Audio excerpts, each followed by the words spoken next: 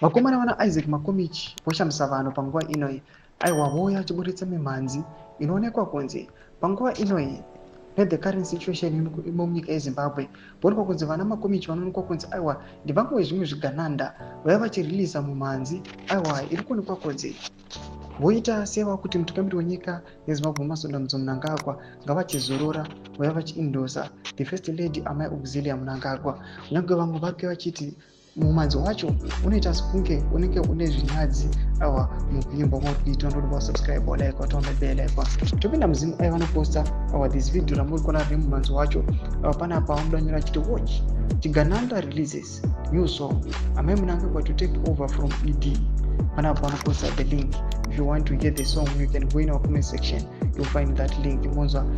Mwanzo wacho panapa tuna kuti vanoposta this picture ramuri kuona remutungamiri wenyika naMai Auxiliary Mnangagwa vachiti panguva inoi vana Makomichi vari kuya panapa vachimba mhanzi iri kuendosa the first lady aiwa kuti vapinde pakutonga. Panguva ino iri kuonekwa kunzi pane tsamba dziri kuonekwa, dzimwe dziri verified, dzimwe dziri kunzi hadzisi. Panguva ino iri kuonekwa kunzi mutungamiri wenyika ari kunzi ava incapacitated kuramba achitungamira nyika vachiti military ngaimuritaye. Vanhu vanopinda mucomment section vamudanyira chiti no in Zimbabwe when the generals are still there. Vanopinda vachiti downfall on the way. Vanopinda vachiti sounding vulgar.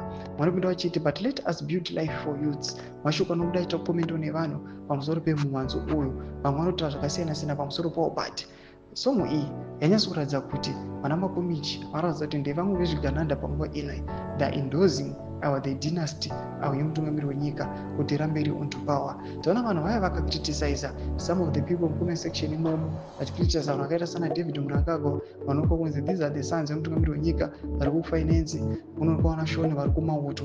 Zviitiko zvinyatso kuonekwa panguva inoi kuti mumhanzi uyu uchipinda uchitaura nezvekuti first lady Amai Auxiliary Mnangagwa vapinde aiwa pachigaro zvinatsoratidza kuti they is trying to install a dynasty munyika yeZimbabwe.